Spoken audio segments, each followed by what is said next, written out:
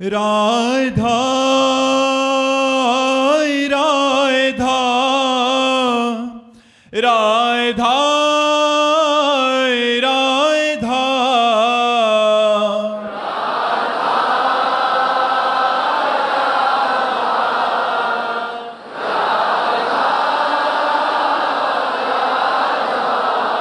हाय राधा राधा राधा राधा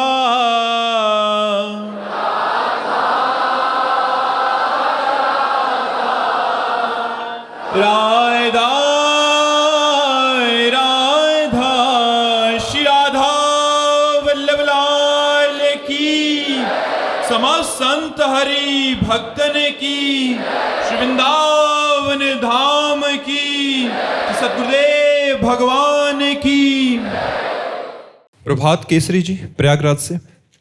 राधे राधे महाराज जी। महाराज जी, आपके श्रीमुख से सुना था कि पानी में मीन प्यासी, मोहे सुन सुन आवे अहासी। महाराज जी, इसका भावार्थ क्या है? यार, आनंद सिंधु मध्य तो वासा, हृदय में भगवान बैठे हैं, फिर भी हम आनंद के लिए बाहर विषयों में जा रहे हैं। पानी में मीन प्यासी, आनंद समुद्र भगवान यहीं बैठे, मैं आनंद की खोज के लिए विषयों में घूम रहा हूं जहां एक बूंद पानी नहीं। मृग मरीचिका समझते हैं? बालू में जब हम सुबह सुबह गंगा जी के किनारे भ्रमण करते थे, दर्शन होता तो सूर्य की किरणें पड़ती हैं तो निर्मल बालू में दिखाई देता है, निर्मल जल भरा हुआ है, और जब नजदीक पहुंचो तो एक बूंद जल नहीं। ऐसे ही संसार में सुख दिखाई देता है, सुख है नहीं, सुख तो परमात्मा में है। पर यह बात समझ में आना थोड़ा कठिन है, ये बात समझ में आना कठिन है। ऐसा लगता है भोगो तो अभी आनंद है, परमात्मा का आनंद पता नहीं कब मिलेगा कि नहीं मिलेगा, लेकिन भोग का तो गुलाब जामुन रखो अभी मुंह मीठा हो गया। ये वर्तमान के प्रगट आनंद के लिए, वो भविष्य के लिए जो परमात्मा आनंद है उसको छोड़ देता है। अगर हम परमात्मा आनंद की तरफ बढ़ें तो प्रगट आनंद को भोगते हुए भी हम परम पद की प्राप्ति कर लें। नाम जप करो, सबसे प्रार्थना है खूब नाम जप करो, अच्छे आचरण करो, कोई नशा ना करो, गंदी बात ना देखो, न गंदी बात सुनो, न गंदी बात करो, तो आपका मनुष्य जीवन सार्थक हो जाएगा। आज जो समाज में गंदगी बढ़ रही उसका कारण है, अब आप लोग में इतने मोबाइल प्रिय हैं कि कभी बैठ करके गीता जी का स्वाध्याय करने का समय नहीं रहा, बैठ करके भागवत जी का स्वाध्याय करने का समय नहीं रहा। मोबाइल में गेम, सीरियल, ये वो सब सारा समय मोबाइल में दे रहे। यार, आधा घंटा अगर सत शास्त्रों के स्वाध्याय में दें, आधा घंटा संतों की वाणी में दें, तो आपके जीवन में प्रकाश हो जाए, आप आनंदमय हो जाए। डॉक्टर अभिषेक जी बिहार से। राधे राधे महाराज जी। महाराज जी, कर्मों को करते हुए निर्लिप्त कैसे हो सकते हैं? कर्मों को समय से भगवत समर्पित भी करते हैं परंतु निर्लिप्त नहीं हो पा रहे। बिना ज्ञान के निर्लिप्तता नहीं आती। यदि भगवत स्मरण करते हुए कर्म किया जाए और कर्म को भगवान के चरणों में समर्पित कर दिया जाए, तो ये साधन दीर्घ काल तक करने पर उसके अंदर ज्ञान का स्फुरण होगा। तब वो देख पाएगा कि कर्ता तो देहाभिमान है, मैं नहीं हूं।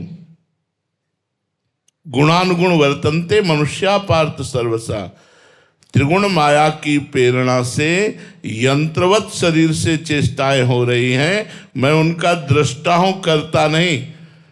जब दृष्टा भाव आ जाएगा तो निर्लिप्त हो जाओगे, और जब अहंकार विमूढ़ात्मा कर्ता हमिति मन्यते, देहाभिमान रहेगा तो कर्ता भाव बना ही रहेगा, लिप्तता बनी ही रहेगी, कर्मफल की आशा बनी रहेगी, आवागमन का चक्र पुष्ट होता रहेगा। इसलिए सद्गुरु की शरण में होकर उनके द्वारा बताई हुई उपासना पद्धति से देहाभिमान का नाश कर दे, कर्ता भोक्ता भाव का नाश कर दे, साक्षी भाव से स्थित हो जाए, दृष्टा भाव में स्थित हो जाए, तो कर्म करते हुए भी वो निर्लिप्त रहेगा, कोई भी कर्म उसे बांध नहीं सकेगा। इसलिए कृष्णार्पणमस्तु, हर कर्म को करो तस्मात् शास्त्रम प्रमाणम ते कार्याकार्यो व्यवस्थितो। शास्त्र के अनुसार ही कर्म होने चाहिए। जिनका शास्त्र विधान करता है वही कर्म है, और जो शास्त्र विपरीत किया जाता है वो अशुभ कर्म है, वो बंधन कारक और दुख देने वाला है। इसलिए शास्त्र सम्मत कर्म हो वो भी भगवान को अर्पित किए जाए, और कर्म करते समय सावधानी रखी जाए कि भगवान का स्मरण निरंतर होना चाहिए। मामनुस्मर युद्ध च, युद्ध अर्थात कर्तव्य कर्म, और मामनुस्मर अर्थात भगवान का भजन, नाम जप स्मरण, मंत्र जप स्मरण, रूप ध्यान स्मरण, गुण लीला चिंतन स्मरण। स्मरण करते हुए जो कर्म किया जाता है तो ज्ञान प्राप्त हो जाता है। फिर वो कर्म करता नहीं रहता, वो दृष्टा रहता है। कर्ता त्रिगुण माया होती है, और त्रिगुण माया के द्वारा रची थी। स्थूल सूक्ष्म और कारण शरीर हैं, इनके द्वारा ही कर्म होता है, मेरे द्वारा कर्म नहीं होता। मैं कर्ता भोक्ता भाव से रहित हूं, ऐसा अनुभव हो जाएगा। महामंडलेश्वर स्वामी यमुनापुरी जी महाराज हरिद्वार से।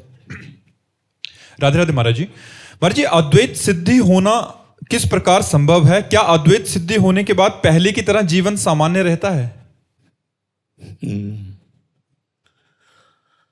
रस्सी को सांप जान लेने से ही भय भ्रम उत्पन्न हुआ।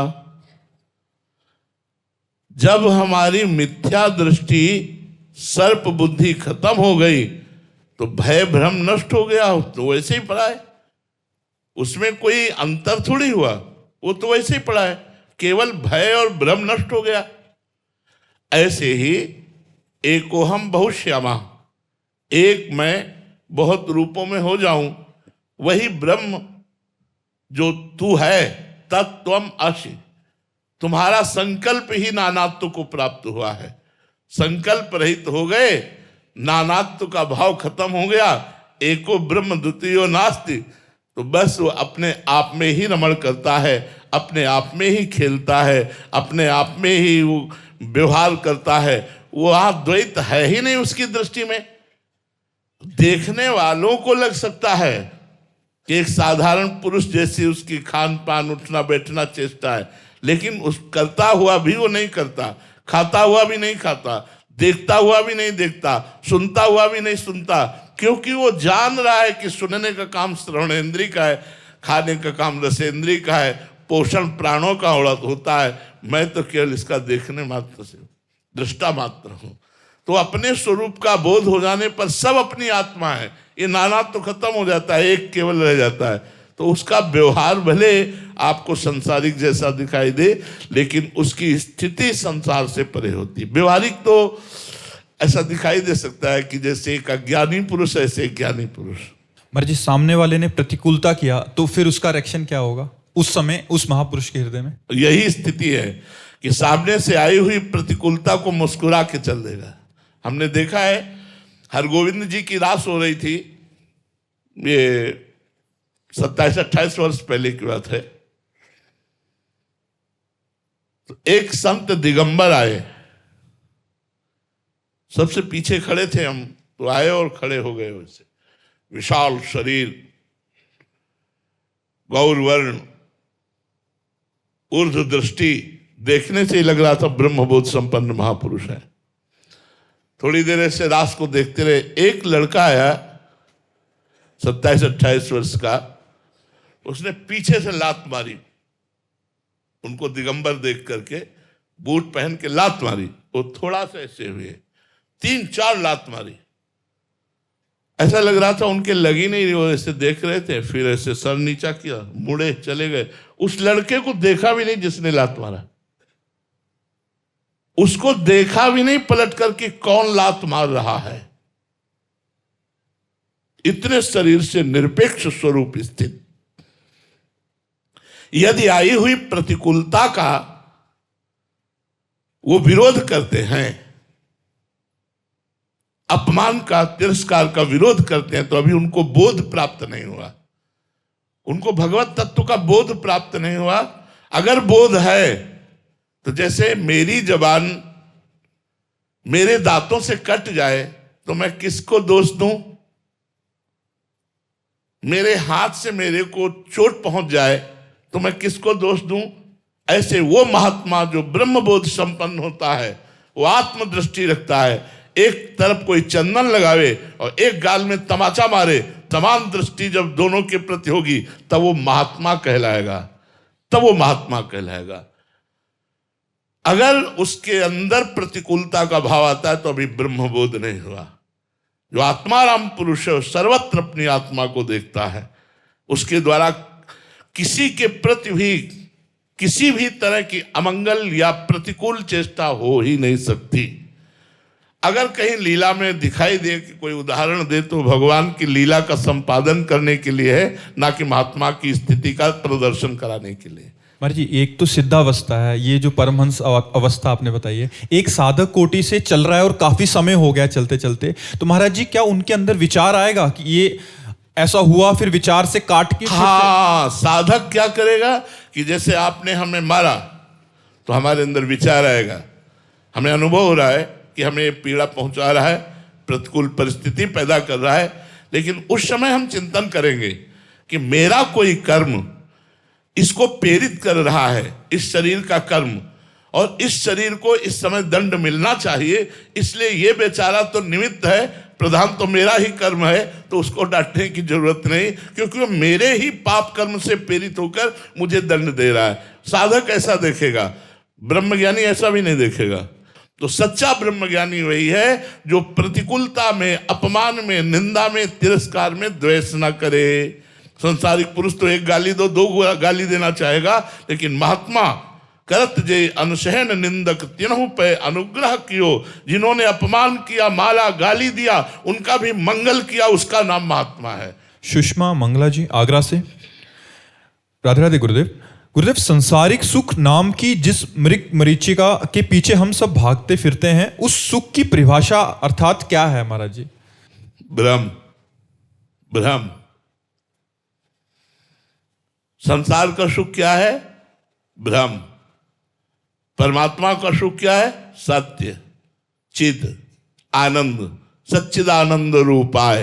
यहां ब्रह्म है, भोगो ऐसा लगता है सुख मिल रहा है, फिर थोड़ी देर बाद देखो फिर नवीन भोग की आकांक्षा, फिर नवीन भोग की आकांक्षा, इस वस्तु से उस व्यक्ति, उस व्यक्ति से उस व्यक्ति, पूरा जीवन हो गया भोगते हुए। कोई हाथ उठा के बोल सकता है अब कछुनाथ न चाहिए मोरे, अब मुझे नहीं चाहिए, मैं तृप्त हो गया? कभी नहीं। क्यों? भ्रम। भ्रम के कारण आपको संसार में सुख प्रतीत हो रहा है। भगवान ने गीता जी में लिखा दुखालयम अशाश्वतम, ये संसार दुखमय है और नाशवान है। तो यहां सुखालय कहां हो सकता है? सुखालय तो भगवान का नाम, भगवान के चरणारविंद। हाँ, इसी संसार में यदि हम सबका हित करें, परोपकार करें, सबको सुख पहुंचावे और भगवान का स्मरण करें, तो यही संसार आनंदमय हो जाएगा, यही संसार भगवत स्वरूप हो जाएगा। और अगर भगवान से विमुख होकर चाहे जितने अरबों रुपया एकत्रित कर लो, चाहे जितने बड़े पदाधिकारी बन जाओ, लेकिन तुम्हारे हृदय को शांति, संतोष, धैर्य, निश्चिंतता, निशोकता ये नहीं प्राप्त हो सकती। ये प्राप्त होगी भगवान से ही जुड़ने पर। भगवान से जब हमारा चित्त जुड़ता है तो हृदय शांत हो जाता है, निर्विकार हो जाता है, आनंदमय हो जाता है, संतोष हो जाता है। बाहरी भोग सामग्री जितनी, उतने में ही हमारा काम चल जाएगा। संतोष नहीं तो तृष्णा इतनी बड़ी हुई है, कौन संतोष धारण किए हुए है? सबके हृदय में आगे से आगे बढ़ने की इच्छा है और वो इच्छा करते करते मर जाता है, लेकिन वो पूर्ण नहीं हो पाती। पूर्णता तो परमात्मा से होती, जगत से थोड़ी होती है। महाराज जी, नाम की ऐसी महिमा सुन के मतलब उत्साह भी होता है, फिर एक दो दिन जपते हैं अच्छे से जैसे आप कहते हैं, फिर महाराज जी फिर से वही संसार अच्छा लगने लग जाता है। ऐसी निरंतरता कैसे आए महाराज जी? सत्संग, सत्संग, भजन वही संग बिनु, भजन बिना नहीं प्रेम, छिन्हु भजन न छाड़िए, धरिए याद ध्रुनेम। आजकल तो कलयुग भगवान की विशेष कृपा, मोबाइल भगवान है।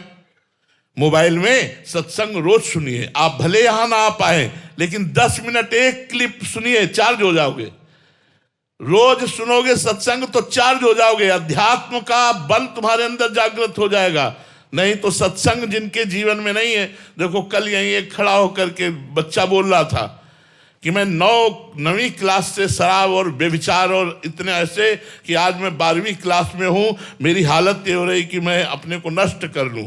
ये एक बच्चे की नहीं, हजारों बच्चों की ये स्थिति है। क्यों? अध्यात्म का ज्ञान नहीं है। माता पिता को खुद ज्ञान नहीं अध्यात्म का, तो उनको क्या शिक्षा दे? टीचर अगर डांट लगावे तो माता पिता उनको रोकते हैं, तो नए बच्चे मनमानी आचरण करके आज गंदे आचरणों की तरफ बढ़ते चले जा रहे हैं। आप देखिए हमारे छोटे छोटे बच्चे जिनका जीवन ब्रह्मचर्य में होना चाहिए, जिनका जीवन विनयावान होना चाहिए, वो माता पिता से अवहेलनात्मक बातें करते हैं और समाज में वही हिंसक प्रवृत्ति धारण करते हैं, क्योंकि अब उन्हें ड्रग्स चाहिए। तो कोई माई बहन जा रही है, स्वर्ण की जंजीर पहने खींचा और अपना काम चलाया, वो मरे मरे, कोई मतलब नहीं रह गया। तो आजकल अध्यात्म के बिना जो हमारे नए समाज की नई पीढ़ी की हालत बिगड़ रही है, वो अध्यात्म से ही सुधरेगी, बिना अध्यात्म के नहीं। कोमल जी गुरुग्राम से। राधे राधे महाराज जी। महाराज जी, मैं प्रतिदिन भक्तमाल की कथा सुन रही हूँ जो आपके यहाँ होती है। महाराज जी, भक्तों के जीवन को अपनाने का भी प्रयास करती हूँ। महाराज जी, भक्तमाल सुनकर लगा कि संतों का भक्तों के जीवन में बहुत महत्व होता है। उनके संग, सेवा और आशीर्वाद से सामान्य मनुष्य नहीं, एक तुच्छ और दिशाहीन मनुष्य भी मतलब उसका जीवन में भक्ति में हो जाता है। महाराज जी, ऐसे में संत संग करने का और सेवा करने का भाव आता है, लेकिन आज के समय में संत मिलना महाराज जी बहुत दुर्लभ है। ऐसी स्थिति में एक साधक संत सेवा और संत संग कैसे प्राप्त? हाँ देखो, हमको तुलसीदास जी, कबीरदास जी, बड़े बड़े महापुरुष जो हैं, इन पर तो कोई संशय नहीं है ना। हम इनकी छवियां विराजमान कर लें, इनका नाम कीर्तन करें, इनकी लिखी हुई बातें पढ़ें। क्या संत का मतलब सामने ही बैठ करके सुनना थोड़ी होता है। अगर आप रामायण पढ़ रहे हैं, रामायण की बातें मान रहे हैं, तो आप गोस्वामी तुलसीदास जी की पूजा कर रहे हैं, आप गोस्वामी तुलसीदास जी की बात मान रहे हैं। आप कबीरदास जी की वाणी पढ़ रहे हैं, कबीरदास जी की बात मान रहे हैं, तो आप कबीरदास जी की पूजा कर रहे हैं, कबीरदास जी का संग कर रहे हैं। वाणी पढ़ने का मतलब उनका संग करना। तो महापुरुषों के चरित्र पढ़ो, महापुरुषों की वाणी को अपने जीवन में उतारो, यही सत्संग है। ऐसे प्रगट में बैठ गए तो ये थोड़ी देर के लिए सत्संग है, लेकिन सदा सदा के लिए सत्संग अपने घर में करो। मोबाइल से सत्संग सुनो, और जो महापुरुषों के ग्रंथ हैं उनको अपने पास रखो। जैसे आप श्रीमद् भागवत पढ़ रहे हैं तो सुखदेव मुनि से सत्संग कर रहे हैं, भगवान श्री कृष्ण द्वैपायन व्यास देव जी से सत्संग कर रहे हैं। यदि आप गीता पढ़ रहे हैं तो साक्षात श्री कृष्ण से सत्संग कर रहे हैं। आप बड़े महापुरुषों के चरित्र पढ़िए। तुकाराम जी की वाणी पढ़ रहे हैं तो तुकाराम जी से सत्संग कर रहे हैं। आद्य गुरु भगवान शंकराचार्य जी की वाणी पढ़ रहे हैं तो आप भगवान शंकराचार्य से सत्संग कर रहे हैं। ये बात समझिए ना, महापुरुषों की वाणी का स्वाध्याय करना और उसके अनुसार आचरण बनाना उन महापुरुषों की पूजा ही है। सच्ची पूजा तो यही है संत की। रोटी दे देना, कपड़ा दे देना, ये तो बाहरी बात है। संतों की बात मान लेना ही सबसे बड़ी पूजा है। चेतन भावसार जी इंदौर से। महाराज जी, आपके चरणों में कोटि कोटि प्रणाम। महाराज जी, मेरा ये प्रश्न है कि मेरा मोह और आसक्ति मेरी माता जी में बहुत अधिक है। लगता है उनके बिना मैं कैसे जी पाऊंगा। महाराज जी, कृपा करके कोई उपाय बताएं कि ये उनके प्रति जो मोह आसक्ति और आसक्ति कीजिए। माँ को भगवान मान लीजिए, आसक्ति हटाने की जरूरत नहीं है। मातृ देवो भव, हमारा वेद कहता है, मातृ देवो भव, पितृ देवो भव, अतिथि देवो भव। माँ में भगवान को देखने लगिए। हे भगवान, तुम मेरी माँ के रूप में हो, तुम्हारे सिवा कोई और भगवान मैं मानना भी नहीं चाहूंगा। अरे माँ, तू मेरी भगवान है। बस इतना मान करके उसकी आराधना करो, उसको सुख पहुंचाओ, उसके कपड़े धो, उसके चरण छुओ, उसकी सेवा करो और नाम जप करो, भगवान की प्राप्ति हो जाएगी। मोह को प्यार में बदल दो। जैसे पत्नी से है और प्यार करो, उसे भगवान का स्वरूप मानने लगो। पुत्र से और प्यार करो, भगवान का स्वरूप मानने लगो। बस निषेध है भगवत ध्यान रहित आसक्ति, विधि है भगवत ध्यान सहित आसक्ति। अगर हम भगवत स्वरूप मानकर अपने पिता को, अपने माता को, अपने पत्नी को, अपने पति को, अपने पुत्र को प्यार करें तो आज बहुत बढ़िया गृहस्थी धर्म का पालन करते हुए भगवान को प्राप्त हो जाए। महाराज जी, ऐसा प्रेम करने के बाद जब उनसे बिछड़न होगा तो क्या दुख नहीं होगा? क्योंकि हमने भगवान माना था। भगवान कभी बिछुड़ते नहीं हो मेरे हृदय में। जिस समय हम भगवत संबंध मानेंगे उस समय मोह नहीं रहेगा। मोह में बिछुड़ने में दुख होता है, प्रेम में नहीं।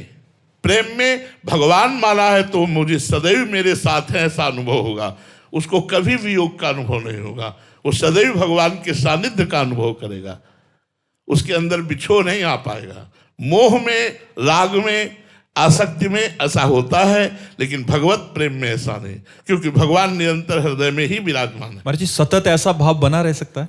हाँ, अभ्यास करने पर। अब गंदा भोजन करोगे, गंदा संग करोगे, गंदा दृश्य देखोगे, गंदे आचरण करोगे तो ये सद्भाव कहाँ से आएगा? सद्भाव आ जाए तो सब बात बन जाए। आज हमारे समाज में जो क्राइम बढ़ रहा है उसका कारण है असद्भावना, सत्संग न मिलना, शास्त्र स्वाध्याय ना होना, पवित्रता। कौन बेटा अपने माता पिता के पैर छूता है? कौन उनकी आज्ञा के लिए हाथ जोड़कर खड़ा होता है कि ऐसे आज्ञा का पालन? ये हमारे धर्म की रीति है। प्रातः काल उठ के रघुनाथा, मात पिता गुरु नावई माथा, और हाथ जोड़कर गुरुजनों से बात करना। कहाँ सभ्यता रह गई? कहाँ सभ्यता? सभ्यता तो विद्या विनयम ददाति, ये विनय है। उद्दंडता पूर्वक बच्चे बात करते हैं। तो अध्यात्म के बिना पूरा जीवन निरर्थक है, ये पक्की बात समझ लो। भूषण जी, राधे राधे महाराज जी। महाराज जी सत्संग के माध्यम से पता चलता है कि बिन सत्संग विवेक ना होई। महाराज जी विवेक को हम किस भाव से समझें? विवेक हमें गलत निर्णय लेने से रोकता है? हाँ, गलत निर्णय रोकने की सामर्थ्य सिर्फ विवेक में है, बुद्धि में नहीं। बुद्धि तो और सलाह दे देगी कि चोरी करना है, हाँ वहां से वहां ऐसे करो, ऐसे निकल जाओगे। लेकिन विवेक होगा तो भय पैदा, फंस जाओगे, गलत है, अधर्म है, नहीं, और वो रोक लेगा। विवेक है तो बुद्धि को कंट्रोल में करेगा, बुद्धि मन को कंट्रोल में करेगी, मन इंद्रियों को कंट्रोल में करेगा, और आप बच जाओगे। बुद्धि और विवेक में अंतर कैसे समझे महाराज जी? बुद्धि त्रिगुण से प्रेरित है और विवेक शास्त्र प्रेरित है। सार और असार का निर्णय करने वाले को विवेक कहते हैं, और जो माया से प्रेरित है त्रिगुण के अंतर्गत उसे बुद्धि कहते हैं। जो निश्चय माया प्रेरित त्रिगुण के अंतर्गत करती है वो बुद्धि, और जो मायातीत सार असार का निर्णय करके निश्चय करता है उसे विवेक कहते हैं। वो सत्संग से ही प्राप्त होता है। महाराज जी अंदर ही सब कुछ हो रहा है, उतने में ही सब पहचानना है क्या हो रहा है। और क्या? तो अंतर्मुख होने पर ही तो अध्यात्म, बहिर्मुख होने पर जगत है। बाहर होने पर जगत है, अंदर होने पर अध्यात्म है। अध्यात्म अंदर की वस्तु है, वही अंदर की वस्तु बाहर देख करके परमानंद का अनुभव होता है। मेरे भगवान इतने रूपों में बैठे हैं, इतने रूपों में बैठे, वही अंदर की वस्तु बाहर देखते हैं। भगवत साक्षात्कार बाहर थोड़ी होता है, यहाँ होता है, छाती में होता है, हृदय में होता है। जी। बेबी परमार जी मुंबई से। गुरुजी जो सकारात्मक ऊर्जा आपके सानिध्य में रहने से प्राप्त होती है, हम ऐसा क्या करें कि आपसे दूर रहकर भी उसी सकारात्मक ऊर्जा में रहें? सत्संग सुनो, नाम जप करो। सत्संग तो कहीं भी सुन सकते हो, आप दूर देश में भी रहकर सुन सकते हो सत्संग। बहुत कृपा है, कलयुग है, बहुत कृपा है। आप घर बैठे सत्संग सुन सकते हो। रोज एकांतिक होता है, रोज पढ़ता है, रोज आप सुनिए, रोज देखिए, सत्संग सुनिए, और खाली समय मत रहिए। खाली समय रहने से ही ये व्यर्थ का चिंतन, व्यर्थ की बातें, व्यर्थ की क्रियाएं होती हैं। आप बहुत समय कीमती, बहुत समय कीमती, समय से बढ़कर कुछ कीमती नहीं। समय को आप व्यर्थ मत जाने दीजिए, बहुत सावधान होइए। आपका शरीर स्वस्थ है, आपकी बुद्धि ठीक है, आपको समय मिला हुआ है, नाम जप कर लीजिए, परोपकार कर लीजिए, राष्ट्र सेवा कर लीजिए, माता पिता की सेवा कर लीजिए, धर्म से चलिए। कल कैंसर हो सकता है, कल कोई भयानक रोग हो सकता है, कल कोई भयानक विपत्ति फंसा सकती है, फिर आप क्या करेंगे? और मनुष्य शरीर छूट गया फिर तो भैया 83,99,999 योनियां हैं, क्या क्या भोगना पड़ेगा। इसलिए मनुष्य जन्म में हट करके भजन करो। हम कहते हैं 24 घंटे में 24 मिनट तो भगवान के लिए दे दो यार, तुम्हें पूरा सब कुछ दे दिया है भगवान ने। 24 घंटे में 24 मिनट भगवान के लिए दे दो। थोड़ी देर स्वाध्याय करो, शास्त्रों का नाम जप करो। अगर 24 मिनट लग गए तो तुम्हारा बेड़ा पार हो जाएगा। 24 घंटे में 24 मिनट। लोग कहते हैं समय नहीं, हम कई बार विभाग करके समय को बताते हैं कि बेईमानी मत करो समय के साथ। समय तुम बेईमानी में खर्चा करते हो। नहीं, हम कह रहे 24 घंटे हैं, हम 12 घंटे काम के लिए रखते हैं। आप कार्य करो 12 घंटे, 6 घंटे सोने के लिए रखते हैं, 12 6 18, 2 घंटे भोजन के लिए रखते हैं, 18 2 20, 1 घंटे मनोरंजन के लिए रखते हैं, 21, अब कितने बचे? 3 घंटे। 3 घंटे भजन कर लो तुम आत्मा बन जाओगे। लेकिन कहते हैं हम 24 घंटे बिजी हैं। वाह यार, अच्छी बेईमानी की बात करते हो। कहाँ 24 घंटे कोई बिजी रहता है? कहाँ 24 घंटे? केवल मनोराज्य में बिजी रहते हो, केवल व्यर्थ के प्रपंच में बिजी रहते हो। वही जो खाली समय है आप हमें दे दीजिए, हमारी बात मान लीजिए, नाम जप कीजिए, सत्संग कीजिए, शास्त्र स्वाध्याय कीजिए, आपका जीवन उन्नतिशील हो जाएगा। आप लोक में और परलोक में दोनों जगह आनंद प्राप्त करेंगे। सोनाली जी नागपुर से। राधे राधे महाराज जी। महाराज जी, जितनी खुशी मुझे प्रपंच करने में मिलती है उतनी खुशी नाम जप में नहीं मिल पा रही। ठीक बात कही, ठीक बात कही। तो महाराज जी, मतलब नाम जप में रुचि कैसे बढ़े? प्रपंच से नाम जप से ही, नाम जप से ही नाम में रुचि बढ़ेगी। जैसे किसी को पित्त का रोग हो जाए, एसिडिटी, और आप उसको मिश्री खवाइए, बढ़ा हुआ पित्त हो तो उसे कड़वा लगता है मिश्री, और वही मिश्री नियम से रोज खाए तो पित्त का समन होकर मीठा होने लगेगी। ऐसे ही नाम अमृत है। राधा नाम सुधा रसम रसी तुम जिह्वास्तु में विह्वला। राधा नाम अमृत, राम नाम अमृत, कृष्ण नाम अमृत। लेकिन मुझे कड़वा लगता है, प्रिय नहीं लगता। क्यों? भवरोग बढ़ा हुआ है, माया रोग बढ़ा हुआ है। अब अगर नियम पूर्वक हम नाम जप करें तो नाम में ऐसी रुचि हो जाएगी कि हम छोड़ना भी चाहें तो नहीं छोड़ सकते। अगर अब हम छोड़ना भी चाहें कि कसम खा के आज से नाम जप नहीं करेंगे, तो हम रो सकते हैं, छोड़ नहीं सकते। हम चिल्ला के रो पड़ेंगे कि ये भाई ये कसम निर्वाह नहीं हो पाएगी, भगवान का नाम नहीं छूट पाएगा। ऐसी आसक्ति हो जाएगी। और प्रपंच की बात, प्रपंच कैसे अच्छा लग सकता है? नाम जापक को प्रपंच अच्छा लगता है, इसलिए नाम अच्छा नहीं लग रहा। तो नाम को नियम पूर्वक जपो, प्रपंच कट जाएगा, क्योंकि ये झूठा है। नाम सत्य सच्चिदानंदमय। नाम जपते हुए रसोई बनाओ, नाम जपते हुए सोहनी लगाओ, नाम जपते हुए किसानी करो, नाम जपते हुए नौकरी व्यापार करो। आप परम संत हैं। घर गृहस्थी में रहते हुए भी मोक्ष को प्राप्त हो जाओगे यदि नाम जप करोगे। शराब पियोगे, पराई बहन बेटी की तरफ गंदी दृष्टि रखोगे, गंदे आचरण करोगे, तो ठीक है, कुछ समय के लिए कर लो, इसके बाद दुर्गति होगी और नरक भोगोगे। सुअर कुत्ता बनना पड़ेगा। इसलिए होश में होकर भगवान नाम जप करो, प्रपंच से मन को हटाओ, भगवान में बार बार लगाओ। श्री राधा वल्लभ लाल की। सिंगिंग करते हैं, इमोशनल गाने भी गाते हैं, भजन भी गाते हैं और पिक्चर इंडस्ट्री में।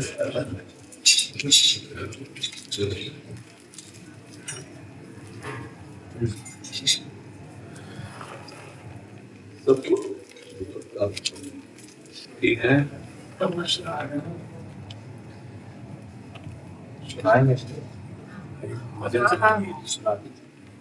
हाथ जोड़ के बोली गवर जा, हाथ जोड़ के बोली गवर जा। तीनों लोक बसाए बस्ती में, तीनों लोक बसाए बस्ती में। आप बसे वीराने में, अजी राम भजो जी, राम भजो जी। शिव का वंदन किया करो, अजी शिव का वंदन किया करो जी। अगर बम बम बम बम बम बम बम बम बम बम लहरी, अगर बम बम बम बम बम बम बम बम बम लहरी, अगर बम बम बम बम बम बम बम बम लहरी, अगर बम बम बम बम बम बम बम बम लहरी।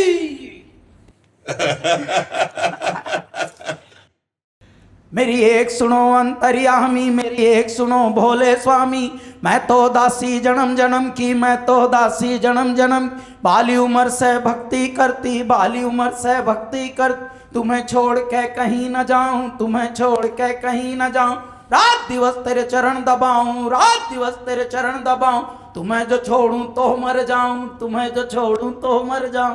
अगर बम बम बम बम बम बम बम लहरी, अगर बम बम बम बम बम बम बम बम लहरी। गुरुदेव में एक और लाइन गा के फिर। 5 बरस की मीरा लाडली हो, सखियों में खेलन जायरी। सुन राणा बाई खेले तो पायर मीरा कांगना हो जी। काले काले नाग पिटारे राणा मूंदता, ओ दिए मीरा जी के हाथ, ओ दिए बैरागन के हाथ, खोल खुलैया मीरा देखती, ओवा में बैठे हैं जहरी नाग, मेरी लौ लागी हर के ध्यान मैं जी। हरिओम। अच्छी आवाज भी है आपकी, बहुत जय हो जय हो।